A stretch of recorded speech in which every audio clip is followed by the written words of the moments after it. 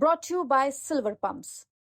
Top quality और consistent performance के लिए सिर्फ सिल्वर पंप्स नाम याद रखना। वीसी ने अपने गुंडे पाल रखे हैं, जहां एक प्रोफेसर छात्रों के ऊपर लाठीचार्ज करता है, जहां वीसी के गुंडे आकर के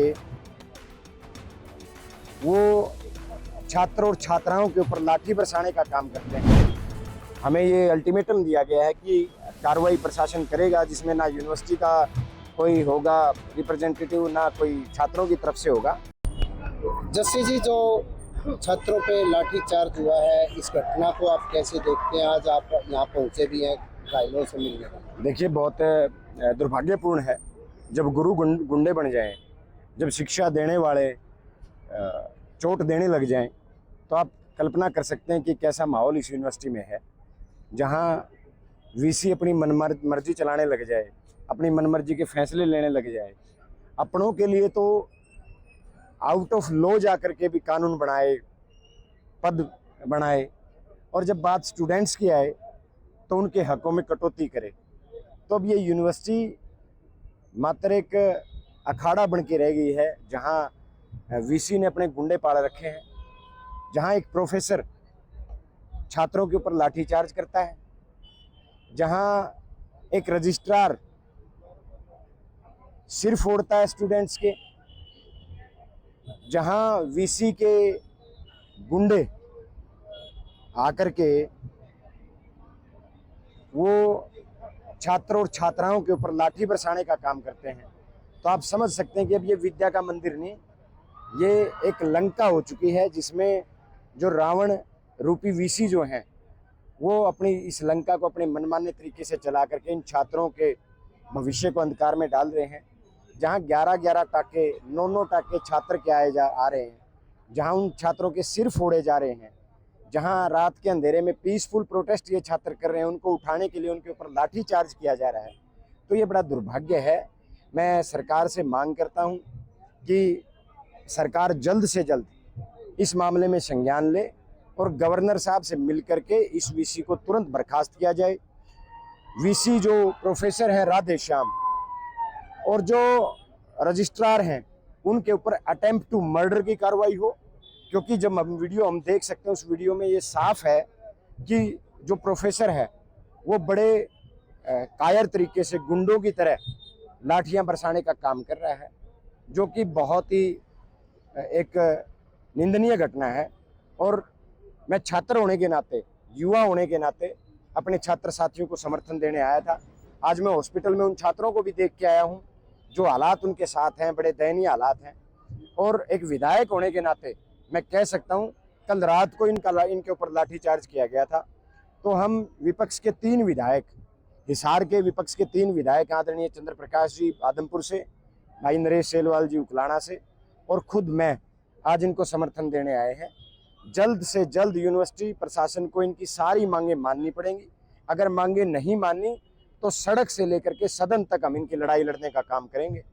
बहुत जल्द हमारे जो माननीय सांसद हैं दीपेंद्र हुड्डा जी, और जो माननीय सांसद हैं यहाँ के जयप्रकाश जी, वो भी इन छात्रों को अपना समर्थन देने आएंगे।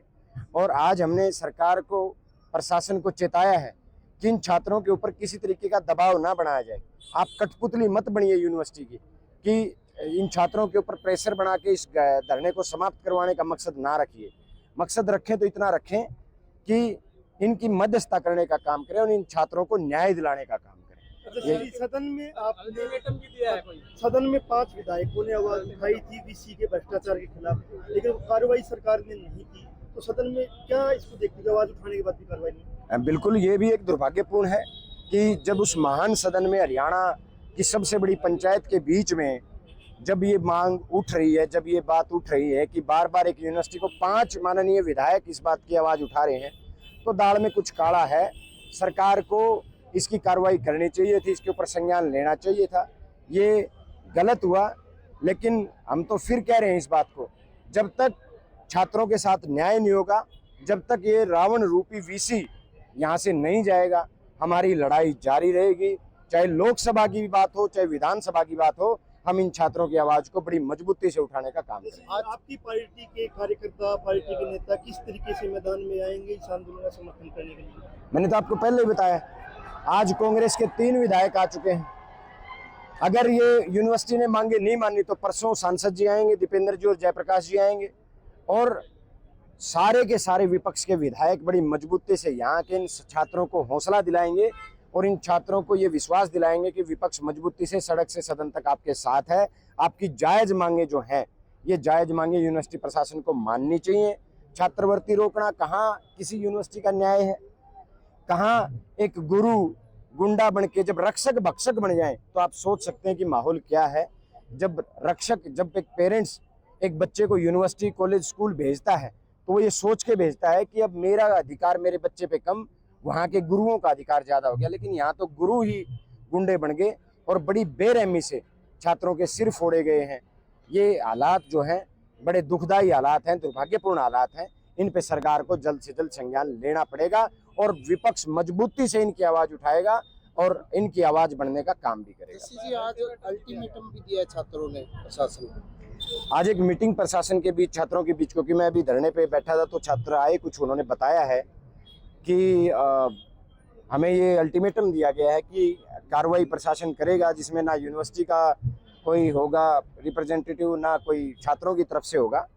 और ये आश्वासन दिलाया गया है कि भाई 14 दिन तक आप इस प्रदर्शन को कर भी सकते हो, जो कार्रवाई है। लेकिन जो मांग है, मुख्य मांगे वो हैं, जो फीस हाइक है वो मुख्य मांग है, जो एक लो था 1970 से लेके 2025 तक की, जिन गांव ने ये जमीन, बहुत सारे गांव आस पड़ोस के हैं जिन्होंने ये जमीन दान की है, तो वहाँ भी छात्रों को वहाँ भी उस पे मिलता था कि भी उन छात्रों को तो उस पे अधिकार था, उन पे रिजर्वेशन थी उनको एडमिशन के लिए, वो भी इस वीसी ने ख़त्म कर दी।